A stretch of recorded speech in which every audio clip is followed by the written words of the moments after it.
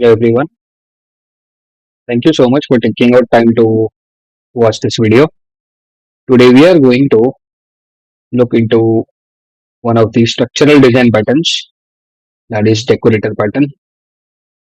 This is a very important design pattern because it allows you to add a new behavior dynamically at runtime. It becomes very important, uh, the kind of flexibility this pattern provides. So it is very important to understand this pattern.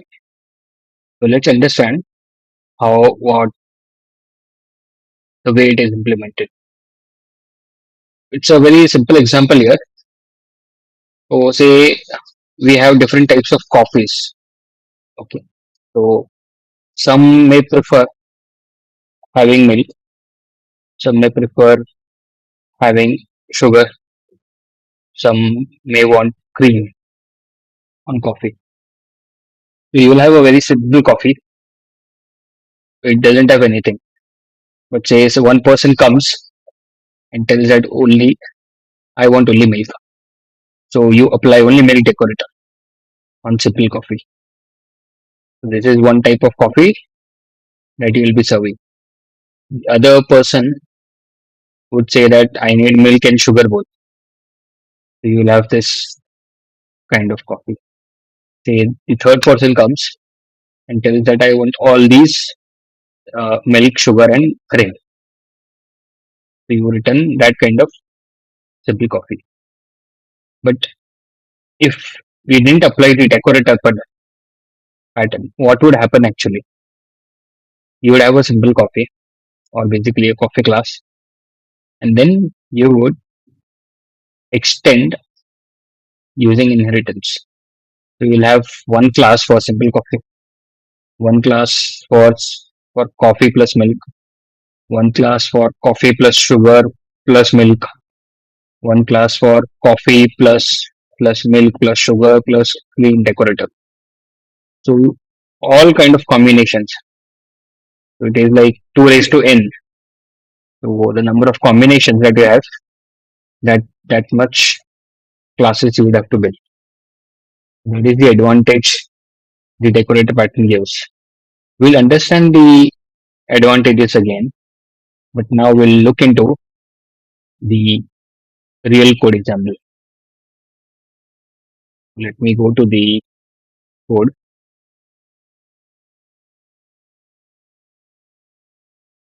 So this is the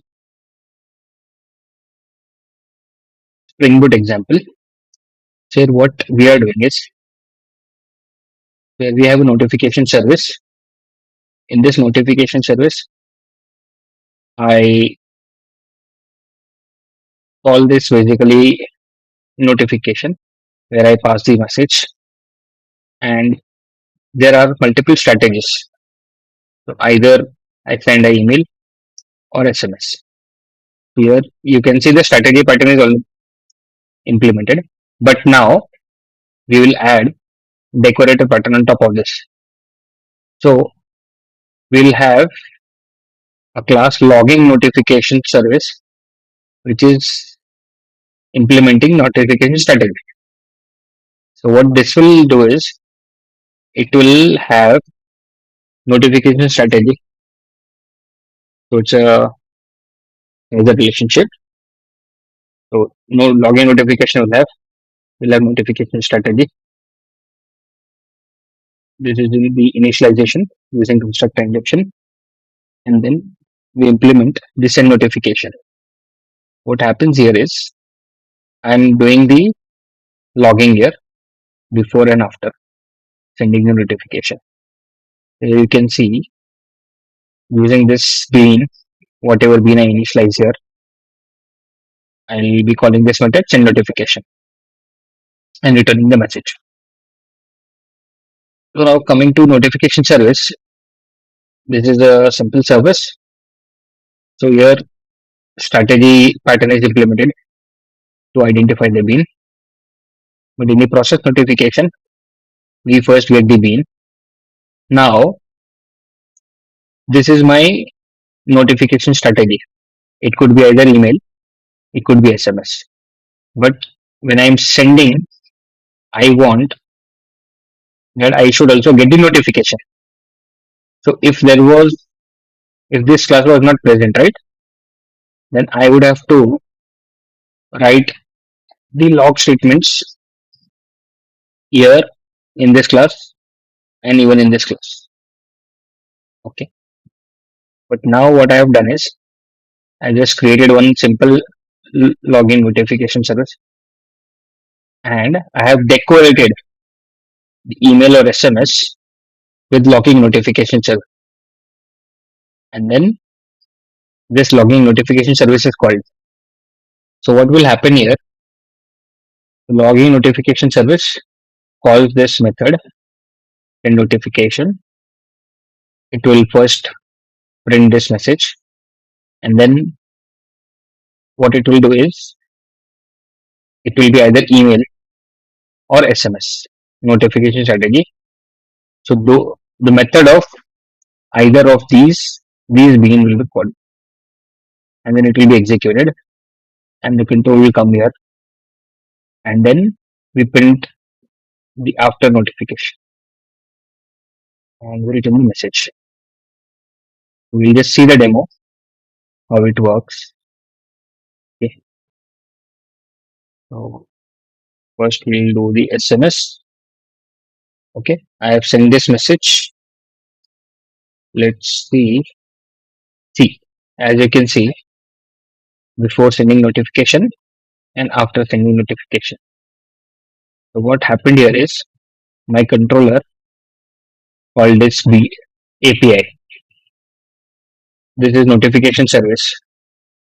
Notification service calls process notification.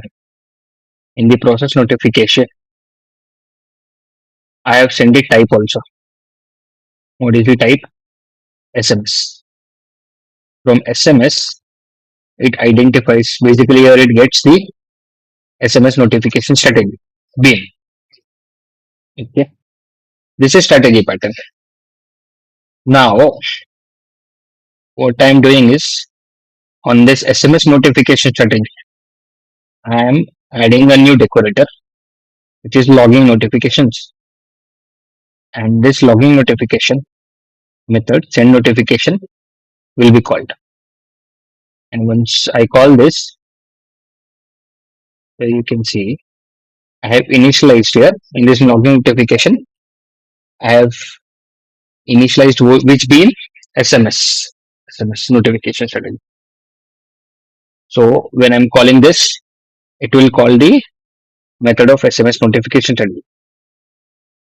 So this is how the decorator pattern works. Hopefully you got the idea. Now we'll take one more example, one more real world example.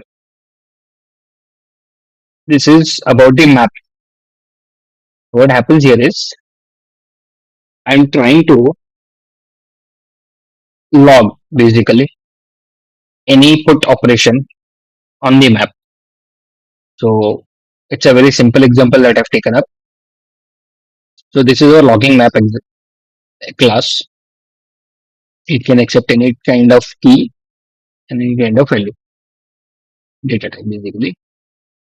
So here I have the map. Okay, it accepts key and value. Here I do the constructor injection. So whatever map I pass here, say like hash map, linked hash map, etc. And then I implement these two methods, which is put and get.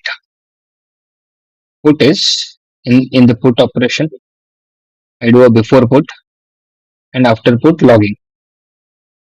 And internally, it will call the actual map method and return the value.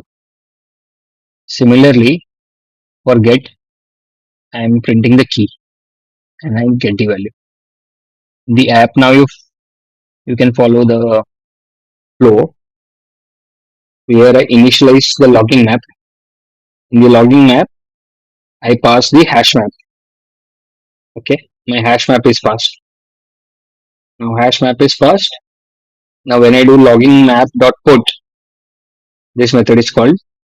When I call this method, it adds the logs and then hash map dot put. This this would be called, right? Because we have initialized this map as hash map and we return the value. So this is how decorator works.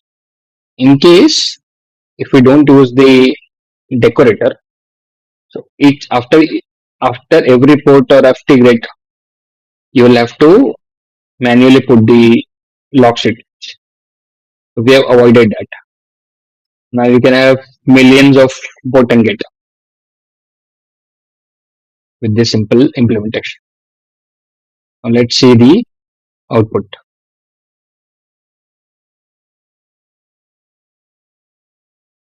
As you can see, when I do put one, it is showing me before a put, after, for two, before input, before and after, and for get the values that I am trying to get, so only before.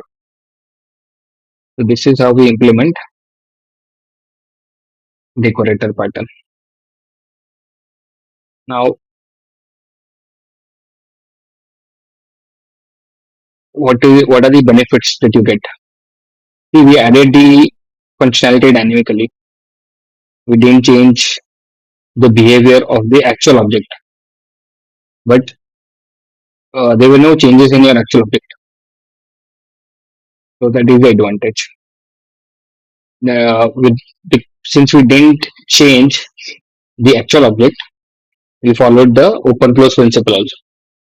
Open for extension, close for modification.